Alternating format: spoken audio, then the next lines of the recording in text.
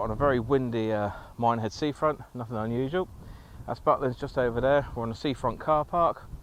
The charges are on the board. I'll put those in a photo. I'll take them on the way back. 2 hours is about 360, 1 hour is 180, something like that. You've got the golf club just down the end here, which is private parking for members only. So I wouldn't be going parking in there. You will cause yourself problems. So we're going to fish. Fish? No, we won't. We're going to go see the Minehead golf links. And this is Minehead Main Beach for those wondering. That's in another video under Minehead Main Beach. It's not a bad beach. But it's not my favourite to fish. It comes in and disappears too quickly, and it's not mega productive, to be fair. You do get fish, but if you're doing walk back and things like that, it can make it worthwhile. If you're coming to set up in one position and fish, it's not. So, okay, they're quite hot on the parking around here as well. So if you don't pay, you will end up with a ticket. I don't know about after 6 o'clock, but I do know there's CCTV and ANPR cameras that are 24/7 on there. So be warned.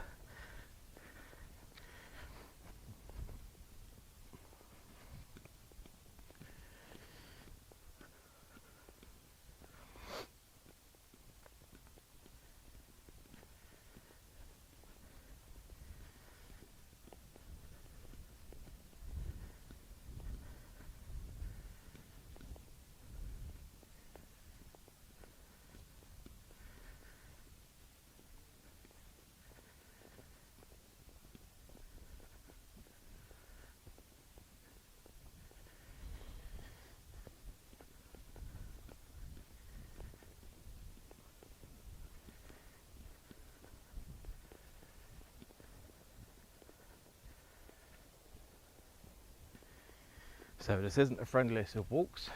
It's although it's soft, it's also very soft. So your feet dig in a little bit, a bit like down Chesil.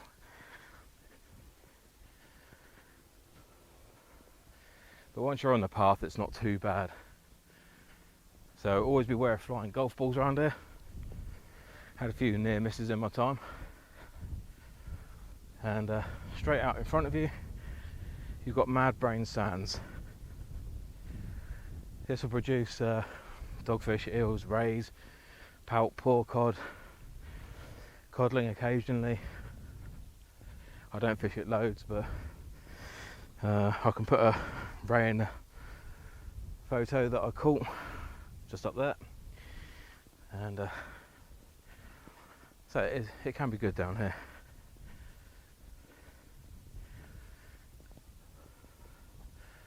So this is the first mark. Like I say, you'll be fishing out onto madbrains sands.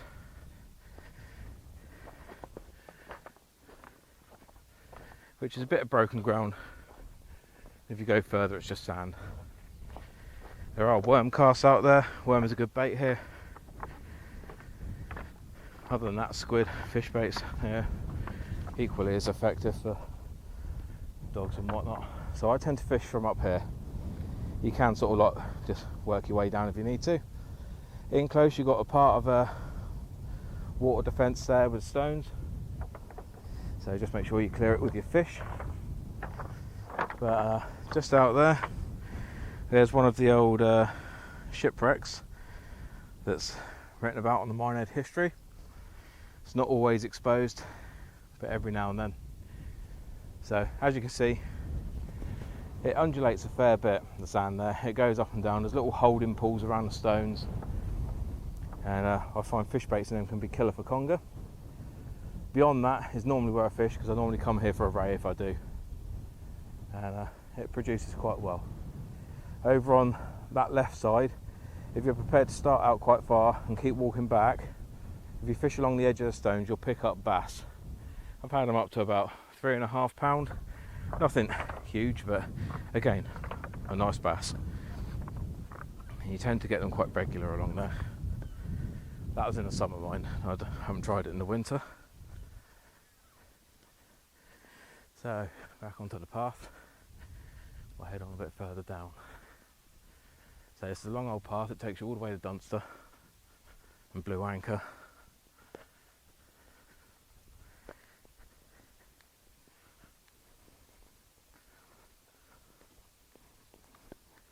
Thank you. Morning.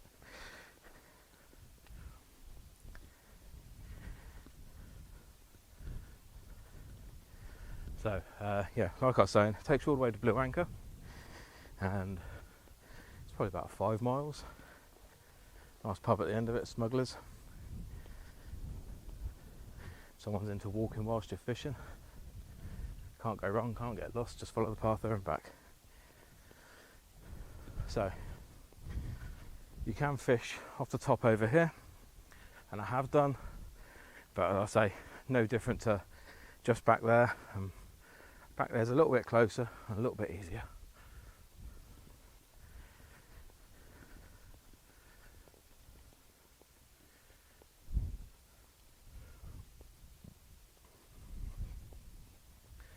So the next mark is literally just along here, and it's basically a small, tiny sort of like outcrop of land. It's like the head of a land. It's, like I say, it's only small, but it's in line with the main groin that goes onto the main beach. And when the tidal flow is pushing, it pushes all the fish sort of naturally into this area. The only thing is, you do have to squeeze through this barrier, which I have done. You just set up on here and you're fishing out, and there's a lot of sand flat there, worm cast again, it undulates. But at the end of the shiny patch there, you get rippling, like where obviously there's heavy tides and whatnot. But generally speaking, this is very productive for a ray, and like, I'd be disappointed if I didn't have a ray above £7 here. I haven't really had small rays here, it's generally larger, so not too shabby. But as I say, it's a handy little spot. You get a couple of guys in there, but not many. But you're spoilt for choice along here. You've got that much beach. I'm just taking you to the spots that I rate, that I've tried. I've tried them over many years. Some locals find other things work, and I've been there and it doesn't. But then everybody fishes differently, don't they?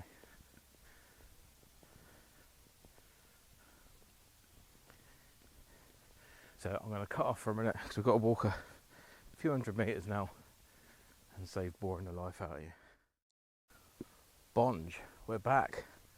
Okay, so the path opens out here. As I say, there are a few other little swims along the way. If you want to try them out, try them out. But again, it's all pretty much on the same like sandbar out there, so it's all good. This bit all opens up, like I say. With here, westerly wind will be in the face, so something to be aware of. But generally speaking, anywhere along here is good fishing. I tend to fish this on the larger tides. I know some people that fish the neap tides, but I find the neap tides just come and go so quickly, it's really not worth it. We are going to go down onto the beach and have a look, but I'm going to do that once I've walked to where the other bit is, because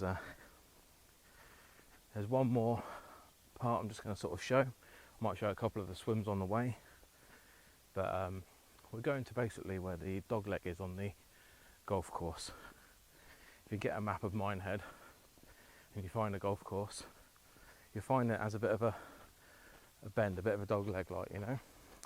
There's another open stretch, and like I say, when it's westerly, it's pushing right in on here as well, so it can be quite productive, but it will cut your casting distance down. Anyway, carrying on. I think it's on the 13th hole. Many years ago, I used to know the course off by hand. Used to keep the bunny population down. Just don't have the time for that sort of thing these days. Just out fishing too much.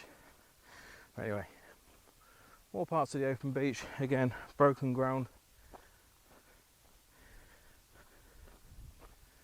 It's quite nice. It changes now and then as well, the shapes and whatnot, where stone comes in or goes. As you can see underfoot, it's changed to like a gravel path, which is reasonably pleasant. It's not hard going or anything.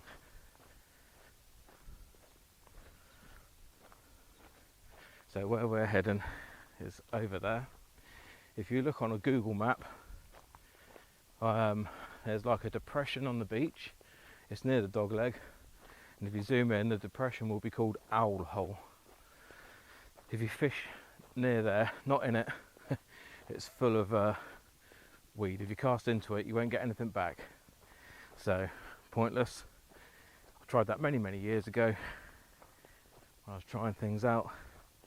And yeah, let's just say it was a disaster. But fishing around it is productive. The only problem is you can get weeded out quite a lot down this stretch. So, as I say, this is all open here. I'll just stop for a second and give you a little zoomed in panoramic on it all. Just the focus, sorry. Camera's not playing ball today. It says it's intelligent auto, but it doesn't seem to be that intelligent.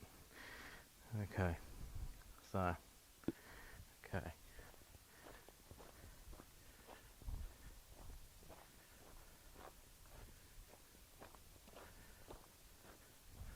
In the summer, it wouldn't be the first time I've come down here, put a beach shelter up, had a bonfire nearby, stayed overnight, double tided, which is always quite nice.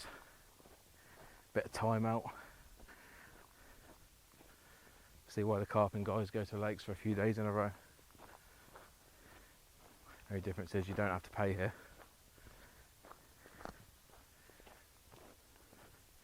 The only thing you really get along here is walkers. I don't think I've ever been disturbed by a dog along here. You do get them come along here, but generally speaking, I haven't been bothered by them, which makes a change around here, especially during the summer.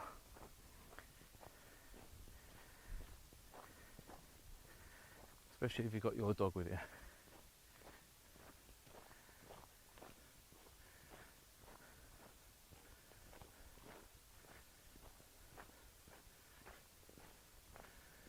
So, we're just coming up to the dog leg of the course, and this is just one mark I'm going to show. I use this for a walk back in the winter. If I'm searching for like a larger cod, I travel light, so I'm only going to be putting out a couple of baits at most. Literally a couple of rigs, rotten bottom, large bait, throw it out there. The reason I use a rotten bottom is because generally the lead will sink into the sand. So you might be sacrificing the lead, but you can score good along here. You'll see the charter boats, they come in close here as well. When the tide's right in, it can be good fishing. Sometimes they're only in sort of like 10-12 foot of water, if that. So anyway, out over here, we're just before the dog leg. What T number is that? Oh, it doesn't say. But we're just before the dog leg. There's a nice pine tree for a reference there. Got 3 bunkers to your right, and the dog leg just there. So right, anyway, if you cast out here, you can see it's rough broken ground.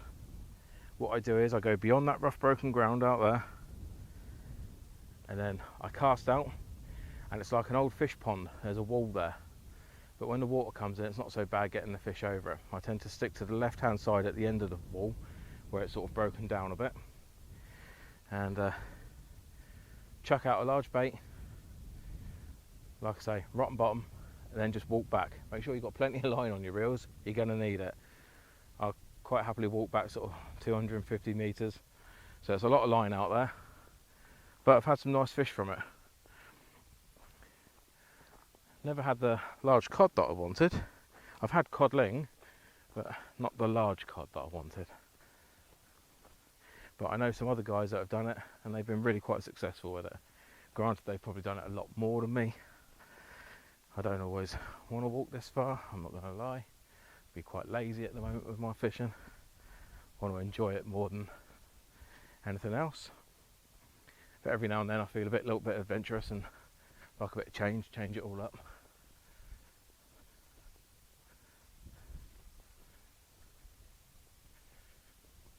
Okay, so we're just coming up towards the dog leg. As you can see, there's a whole bunch of soil and everything on the beach there. That's a pretty good marker to go by. And if you look on the Golf Links map, which you can find online, I think it's hole 13.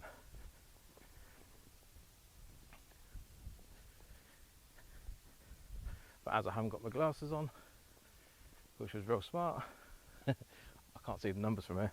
So instead I chose the sun gigs. Stunning weather, although cold. Oh, I lie, I can see the number. It's hole 13. Okay. So, here we are. This has been a very productive mark for me over the years. Come down here in the summer mainly, not in the winter. I haven't tried it during the winter, so I can't vouch for that. But during the summer, it's great for bass and all your summer species. You get the hounds off here as well.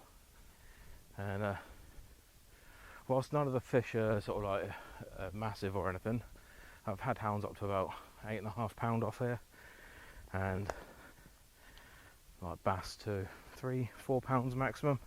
Most of them are schoolies. I generally fish smaller hooks here, sort of size 2, something like that. I do fish a larger bait sometimes, but even then it's only a 2.0 or something. So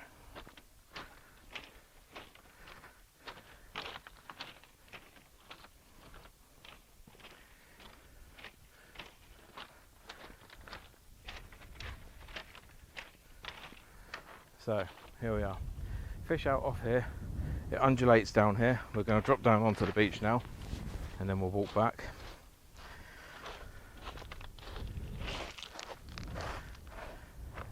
It's pretty easy underfoot. It's not heavy going or anything. But you'll notice around all the sand and everything else, it's like it makes an impression in the sand. There's a depression around each patch, as it were. So really good for if you're coming down for bass and things like that. There's not much worm cast around here, although I have used ragworm to very good effect. The only thing is, it is a fair old jaunt, you know. So travel light. I've never tried spinning along here though. That's something I haven't tried. Maybe I'll try it this year. Keep Danny fit if nothing else. But anyway, when I get out here, all this stone, it can look bad, but it's not. You get your leads back. It's generally compacted into the ground. It doesn't move. The leads just sit on top of it. Sorry if the wind is bad. It's really very strong today, so you might be able to see the undulations a bit better. It drops off quite sharply out there as well, which is quite deceiving. People don't realise.